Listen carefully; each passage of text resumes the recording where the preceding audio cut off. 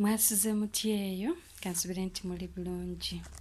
Amanya ndi Judith Mugabe Chaita era nga ngenda basomera olugero olugamba nti Naalongo weefumbanga otya, lwawandiikibwa Jesse Ssekamwa.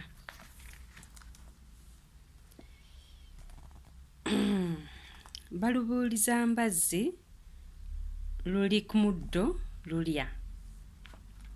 Awo lwatuuka ng'enjala egwa nnyingi nnyo mu ggwanga era nga n'okugiyita bagiyita ani akwata akatebe.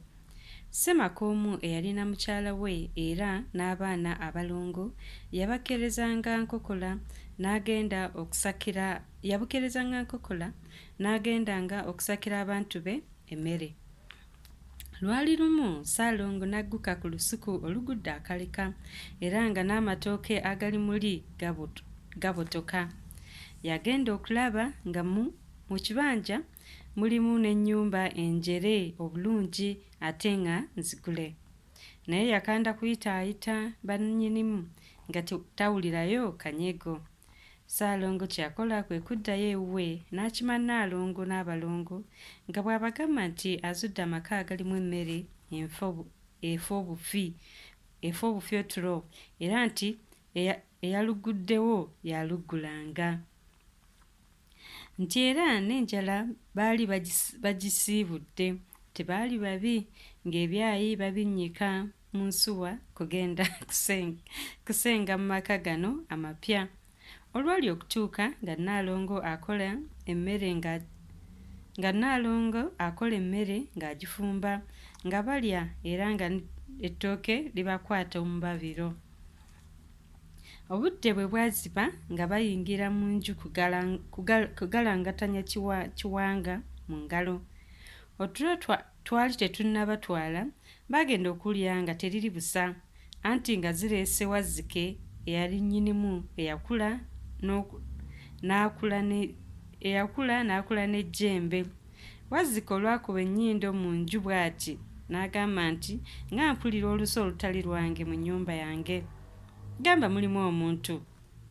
Ko Ssaalongo nti mukama wange nze ndi mu nnyumba yo n'abantu bange, twazze otuwe ku mmere naye enjala eri ewaffe efuuwa malenge. Ko Wazzike nti kale nsanyuse okubalaba era mwebake bulungi. Bwe baawulira bino emitima egyali gibeewanise ne gikka era ne bassa ekikoowe bewu. Wazzike yakomawo ng'akongozza omulangira era nga n'olulimi alinnyamu lulinnye. Musajja wattu yagwawo mu ddiiro bugulube ng'ennyindo zitandika kwebaza yazimba. Obudde bwe bwakya enkya, Wazzike ng'atuuza Ssaalongo n'abantu be mu ddiiro ng'agamba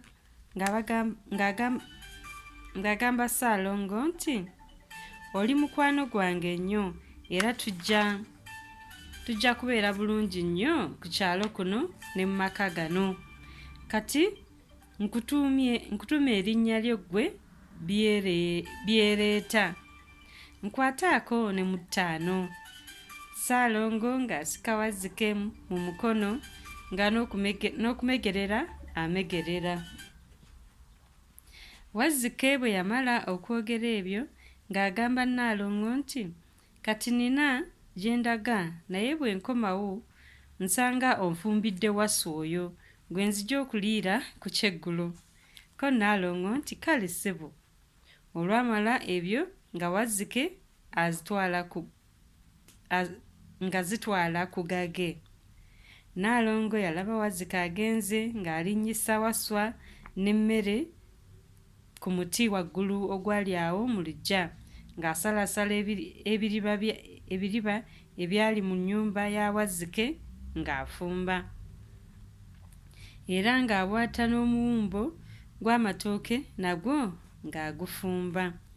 Obudde bwe bwawungeera nga Wazzike zikomyawo nga Naalongo amujjulira emmere n'ebiribaliba ng'alyanga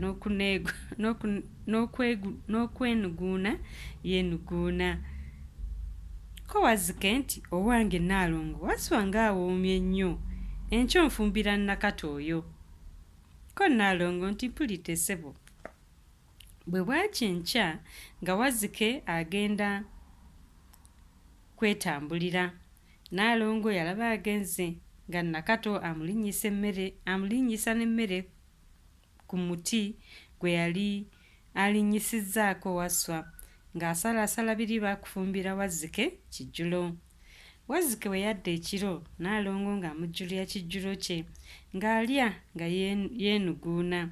Ko Wazzike nti Nnaalongo, Nakato naye ampoomedde nnyo, kati enkya ggwe ojja okwefumba nkulye. Ko Nnaalongo nti weeteere ssebo. Bwe bwakya enkya Wazzike ng'agenda makubo ge, Nnaalongo yalaba Wazzike amukubye akabina ng'asala biribariba ng'afumba era ng'aboobeza n'ettooke bulungi nnyo. Byonna bwe byajja ng'agenda yeewanika n'emmere ku muti kwe yali awanise abalongo be. Wazzike bwe yadda ekiro ng'agenda ku masiga kuggyayo mmere nanva ze ng'atandika kuwunya ku gwa ddyo. Olwamala okulya ng'adda wali kukuba ebibejjagalo, eno nga bw'agamba Nnaalongo mpoomedde nnyo. Olwajja ebigambo ebyo mu kamwa nga Wazzike ayita Ssaalongo nti byereeta. Ko Ssaalongo nti wampa ssebo, nga Wazzike amugamba nti enkya gw'ojja okwefumba nkulye. Ko Ssaalongo nti mpulidde mukama wange.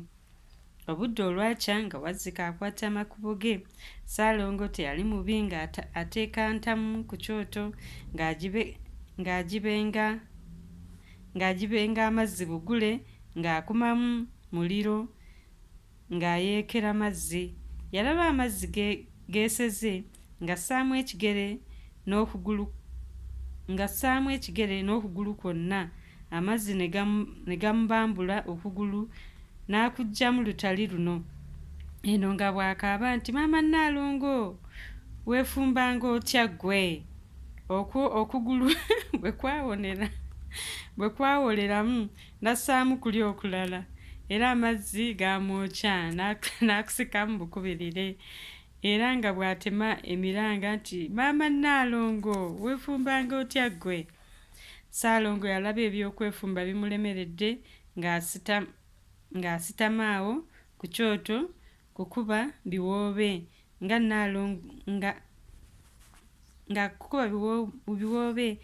Nnaalongo weefumbanga otya ggwe? Lufuuka luyimba. Yali akyatema emiranga era ng'atunula bijiijidde ng'embuzi ekaabira amalagala. Yagenda okulaba nga Nnaalongo agguse buseke ng'amuyamba kusikayo biriba na kubisalaasala nga babifumba era Nnaalongo ng'afumba omuwumbo gw'amatooke. Ebiriba n'emmere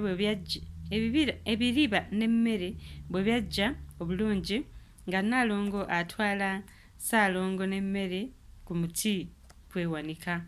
Ssaalongo agenda okutunulanga ku baana baabwe kwakuba amaaso. Essanyu lye yalina lyali lyamwoki wa gonja. Ko ye nti ng'ampise mu myagaanya gya ngalo, naye Nnaalongo ye Katonda wange. Ekiro ekyo Wazzike bwe yadda nga yejjulira mmere na nnyama ng'alya nga olubuto lubwegeera. Olwamala okulya ng'akuba ekibejjagalo ekinene ennyo nti otyo byereeta ompoomedde nnyo era weebale kwefumba. Obudde bwe bwakya nga Wazzike agenda ku ttale kunoonya by'anaalya. Ku olwo leero teyakomawo ku nsiri, yadde obudde bukyali misana ttuku. Aba ayita mu muti ogwali mu luggya, omwana n'apama bbi n'agwa mu mutwe gwa Wazzike. Wazzike bw'akwata ku bbi n'awunyako, ko ye nti bbi ono si wa muntu. atunule ku muti waggulu nga ku baana be yalowooza nti abalya kwalaba ko ye nti byereeta nga mujooga nnyo ne Nnaalongo. Mwandiisanga nawookera bw'ati. Leka ndeete embazzi nteme omuti guno mwenna mugwe wansi mufe ndyoke mbaliire ddala nga mbalabako. Ndaba nno mundeetako essagaliko. Ssaalongo yalaba Wazzike alese bukula ko ye nti ssebo Wazzike totema muti tujja kugwa tubetenteke ate ennyama yo eyonooneke. Naye leeta omuguwa ogwesibe mu bulago tukusike ojje otuliire eno waggulu gye tuli. Ko Wazzike nti kale ago amagezi malungi. Wazzike teyali mubi ng'aleeta muguwa ng'agweyambika mu bulago ng'agukasuka waggulu nga Ssaalongo agubaka ng'atandika kusika. Ye nno ng'asika ki ogwagugwa gwa Wazzike eyagejja n'awola. Ssaalongo yalaba Wazzike ali kumpi okutuuka we baali nga n'okubimba abimba ejjovu omuguwa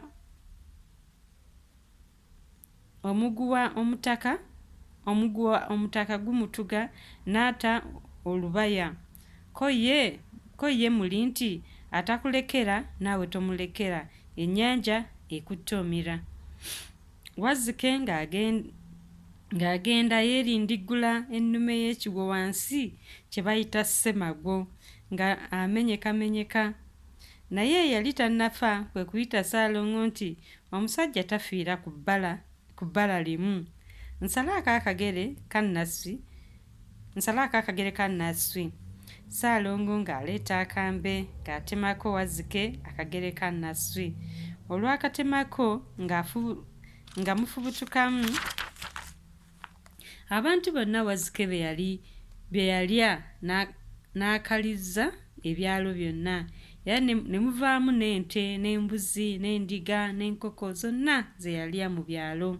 Bino olwaggwa ng'asiibula ensi. Ssaalongo ng'afuuka nannyini byalo ebyo byonna Wazzike bye yali afudde amatongo. Era okuva olwo ng'abeera mugagga Ffugge awamu ne Nnaalongo era n'abalongo baabwe. Nange awo we nalabira. Mwebale nnyo, mwebalire ddala okuwuliriza. Akuume.